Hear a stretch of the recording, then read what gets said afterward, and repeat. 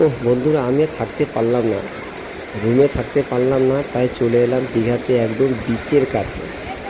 আর যেই জলের যে ঢেউ, এই দুপুরবেলা জলের যে ঢেউ, যে সেটা না দেখলে বুঝতে পারবে না কেউ যে এখানে কি হচ্ছে। জলের ঢেউ আর কি সুন্দর লাগছে, হাওয়া তো অমায়িক হাওয়া, অসাধারণ হাওয়া। এই হাওয়া যদি খেতে হয় তো দীঘাতে সমুদ্রের পাড়ে আসতে হবে, না হলে এই হাওয়া কোথাও পাবে না তোমরা। দীঘাতে ফটাফট সমুদ্রের পাড়ে চলে আসো, দীঘাতে আসো, আনন্দ করো, মজা নাও। আমি তো থাকতে পারলাম না, চলে এসে এখন জলের কাছে। দেখো, আমি তো তোমাদের ক্যামেরার মাধ্যমে দেখাচ্ছি।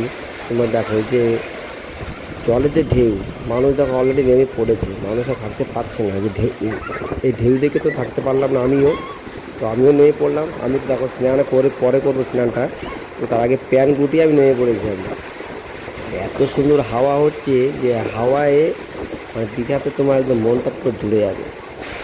দেখো মানুষ, দেখো শুধু মানুষের মানুষ, কত মানুষ দেখো দীঘাতে এসেছে। আর দীঘাতে শুধু সমুদ্রের জন্যই মানুষ আসে, আর দীঘাতে আর